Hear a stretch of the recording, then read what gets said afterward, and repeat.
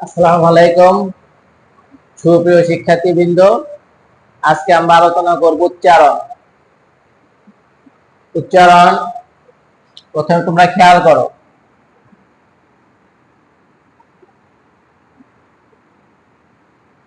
আহ্বানটা শুরু করব। আহ্বান, আহ্বান এটা ঢাকা বিশ্ববিদ্যালয় কতে 23-24 আসছেন, রাজশাহীতে 23-24 ও ঢাবিতে 19-20 আসছেন। খুব গুরুত্বপূর্ণ একটা নিয়ম। আহ্বান এর উচ্চারণটা কি রকম হবে আমরা এটা উচ্চারণটা করার সময় খেয়াল করব। যদি হয় বয় থাকে, যদি কখনো হয় বয় থাকে এবং হয় বয়ের আগে যদি স্বরেয় স্বরেয়া ধ্বনি থাকে, তাহলে উচ্চারণটা হবে ও ভ।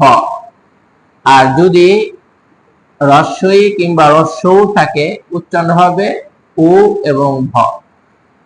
সুপ্রিয় শিক্ষার্থী কিন্তু খেয়াল করো, আমরা বারবার বললাম এই হয় বয়, এই যে হয় বয় আছে, এই হয় বয় থাকলে হয় বয়ের আগে স্বরেয়া, হয় বয়ের আগে যদি স্বরেয় স্বরেয়া থাকে, স্বরেয় স্বরেয়া ধ্বনি থাকে, তাহলে কি হয় ও ভ, ও ভ। আর এই টান দিলাম স্বরেয়া, এই আকার, আর এই হলো ন, আহ্বান। উচ্চারণটা কি দাঁড়ালো? এর উচ্চারণ হলো আহ্বান। আহ্বান আমরা ব্যবহার করি, এটা হবে না। একই নিয়ম, এটা গুরুত্বপূর্ণ। আমরা প্রথমেই বললাম এই আহ্বান এটা ঢাকা বিশ্ববিদ্যালয় 23-24, 19-20 আসছেন, রাজশাহীতে 21-22 ও 23-24 আসছেন। একই নিয়ম আমরা যদি বলি জিহ্বা, জিহ্বা, এই হয় বয়ের আগে যদি হয় বয় থাকে, হয় বয়ের আগে যদি রস্বই থাকে, হয় বয়ের আগে যদি রস্বই থাকে, তাহলে কি হবে রস্বৌ, রস্বৌ ভ।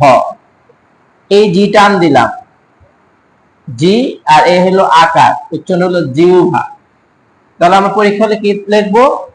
উচ্চারণ হলো জিহ্বা, জিহ্বা। এই দুটা আবার খেয়াল করি আমরা, এটা খেয়াল করব যে হয় বয়ের আগে কি আছে। হয় বয়ের আগে যদি স্বরেয় স্বরেয়া থাকে, তাহলে আমরা কি ব্যবহার করব?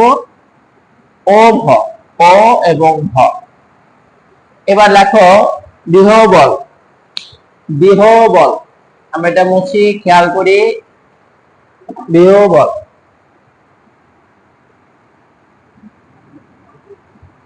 বিহবল। আমরা যদি এখন বিহবল লিখতে যাই, আমরা কি খেয়াল করব যে এই হয় বয়ের আগে কি আছে, এই হয় এবং বয়ের আগে কি আছে? হয় বয়ের আগে আছে রস্বই, রস্বই। হয় বয়ের আগে যদি রস্বই থাকে, তাহলে হয় বয়ের পরিবর্তে আমরা কি ব্যবহার করব? হয় বয়ের পরিবর্তে ব্যবহার করব রস্বৌ ভ। তাহলে উত্তর দাঁড়ালো কি এই রস্বৌ ভ। এটা টান দিলাম বি, আর এ হইল ল, হইল ল বিউভল। উচ্চারণ হলো বিউভল, বিউভল। বিহবল আমরা বলি, বিহবলটা হবে না, কি হয়ে গেল? বিহবল, বিউ ভল, বিহুবল। এবার তোমরা নিজেরা করো, এবার আরেকটা দিব, তোমরা নিজেরা করবা। বিহবল, গহবর, গহভর, গ হয় বয় র। আমরা এবার খেয়াল করব এই হয় বয়ের আগে কি আছে। হয় বয়ের আগে এখানে গ আছে, গর মধ্যে কোনো কান নাই, যেহেতু কান নাই, কান না থাকলে অধ্বনি হবে। তো অধ্বনি থাকলে কি হয়? আমরা বারবার বলছি অ কিংবা আধুনি যদি থাকে, হয় বয়ের আগে যদি স্বরেয় কিংবা আধুনি থাকে, তাহলে কি হয় ও ভ। এই যে ও এবং ভ, ও ভ। এই গ টান দিলাম, এ গেল গহ, গহ এলো র, গহ্বর, গহ্বর। তো এই নিয়মটা আমরা বারবার খেয়াল করব। সবাই লিখছ? এবার আরেকটা লিখে ফেলো, আরেকটা লিখবা ঐতিহ্য, ঐতিহ্য। এটা লেখার আগে আমরা তিনটা নিয়ম খেয়াল করব। এক নাম্বার নিয়ম খেয়াল করব, যদি ওই থাকে ওই ভাঙলে আমরা কি পাই? ও রস্যই ওই পাই। আর যদি হয় জ ফলা থাকে তাহলে হয় পরিবর্তে হবে জ এবং ঝ। আমরা এই দুইটা মাথায় খেয়াল রাখতে হবে। যদি ওই থাকে ওই ভাঙে আমরা কি লিখবো? ও রস্যই ওই। আর হয় জ ফলা থাকলে হবে জ ঝ। আমরা একটা জায়গায় বলেছিলাম যদি দন্তের স কিংবা মূর্ধন্য স থাকে তাহলে এর পরিবর্তে হয় তালব্য-শ। তালব্য-শ হবে। একটা এক্সাম্পল খেয়াল করি আমরা। যদি আমরা লিখি এরকম সহ্য, তো দন্তের স পরে একটা জ ফলা আছে, দন্তের স এর মধ্যে কি আছে? একটা অধ্বনি আছে। দন্তের স সাথে একটা অধ্বনি আছে। অধ্বনির পর যদি জ ফলা হয় তাহলে সেটা কি হয়? ও হয়ে যায়। অধ্বনির পর জ ফলা থাকলে অধ্বনিটা ও হয়ে যায়। তো দন্ত স্বর পরিবর্তে আমরা লিখলাম তালব্য-শ। এই যেখানে বলছি দন্ত স থাকলে কি পরিবর্তন হয়? তালব্য-শ। আর অধ্বনির পর জ ফলা থাকলে ওটা ওকার হয়ে যায়, এটা ওকার দিলাম। আর হয় জ ফলা থাকলে হয় জ ঝ।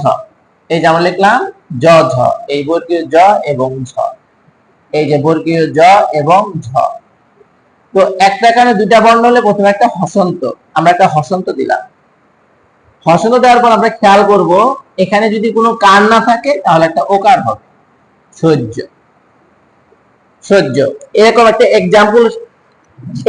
এক্সাম্পল আছে বাহ্য, যেটা ঢাকা বিশ্ববিদ্যালয় ভর্তি পরীক্ষায় 17-18 সেশনে আসছিলেন। বাহ্য বয়কার বা হয় জ ফলা, এটা ঢাকা বিশ্ববিদ্যালয় 17-18 সেশনে আসছিলেন। যে বাহ্য নিয়মটা কি? প্রথমে বয়কার বা, এই বয়কার বা দিলাম বা। হয় জ ফলা থাকলে কি হবে? জ এবং ঝ, জ এবং ঝ। এই জ এই লিখলাম জ, একটা হসন্ত। এই ঝ আমরা একটা ঝ লিখলাম, এখানে কোনো কান নাই তাই আমরা ওকার দিলাম, বাহ্য। তো আমাদের খেয়াল ছিল এই নিয়মটা, এটা কি হবে? ঐতিহ্যটা কি হবে? এটা একটু খেয়াল করি। ঐতিহ্য, ঐতিহ্য প্রথম এক নাম্বার ছিল ওই পরিবর্তে ও এবং রস্যই হয়। আমরা কি লিখলাম? ও এবং রস্যই, ও এবং রস্যই। তারপর তয় শিকারটি,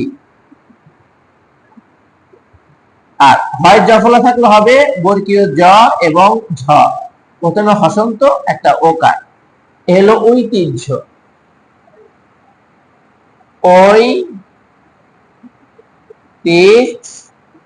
ঐতিহ্য, উচ্চারণ হলো ঐতিহ্য, ঐতিহ্য, ঐতিহ্য। প্রশ্ন হতে পারে এখানে আমি জ দিলাম কেন? উচ্চারণ করলে জিহ্বা যেখানে থামবে, উপরে বা নিচে যেখানে বাড়ি খাবে সেখানে হসন্ত চিহ্ন হবে। এবার আরেকটা এক্সাম্পল করব। এটাও 23-24 আসছিলেন চট্টগ্রাম বিশ্ববিদ্যালয় ভর্তি পরীক্ষায়। স্মরণ, এই নিয়মটা করার আগে আমরা একটা কমন নিয়ম খেয়াল করব। কমন একটা নিয়ম আমরা লিখলাম কদম, ক দ ম, কদম। ছেলেরা খেয়াল করো, কদম। তো এখানে অধ্বনি আছে, অধ্বনি। এখানেও অধ্বনি আছে, এখানেও অধ্বনি আছে। তো অধ্বনি বুঝলাম কিভাবে? যদি কোনো ব্যঞ্জন বর্ণে কার না থাকে, অধ্বনি থাকে। তো পাশাপাশি তিনটা বর্ণে যদি অধ্বনি থাকে, মাঝখানের বর্ণে ও হয়ে যাবে, শেষের বর্ণে একটা হসন্ত আসবে। তাহলে হচ্ছে অনেকে হলো ক দ ম, কদম। সিম্পল। আমরা একটা নিয়ম শিখেছিলাম, শব্দের প্রথমে যদি ম ফলা থাকে, শব্দের প্রথমে ম ফলা থাকলে কিংবা ব ফলা থাকলে ব ফলা বা ম ফলা উচ্চারণ হবে না, উচ্চারণ হবে না। এই যে স এবং ম, দন্ত স সাথে ম ফলা, আমরা এখন এই ম ফলা উচ্চারণ করব না। তাহলে আমরা এখানে দন্ত স পরিবর্তে তালব্য-শ লিখলাম। আমরা আগের এক্সাম্পলে আমরা বলেছিলাম দন্ত স কিংবা মূর্ধন্য ষ পরিবর্তে তালব্য-শ হয়। এই গেল র, মূর্ধন্য থাকলে হয় দন্তের ন, স্মরণ। তোমরা খেয়াল করো তিনটা বর্ণে অধ্বনি আছে, তিনটা বর্ণে অধ্বনি থাকলে এখানে কি হলো? একটা হসন্ত। আর ম ফল হলো নাসিক্য ধ্বনি। মফলা যদি উজ্জ হয় তার পরিবর্তে একটা চন্দ্রবিন্দু বলি, তার পরিবর্তে একটা চন্দ্রবিন্দু বলি। তো আজকে আমি তোমাদের তিনটে এক্সাম্পল আলোচনা করলাম, আহ্বান, ঐতিহ্য, স্মরণ।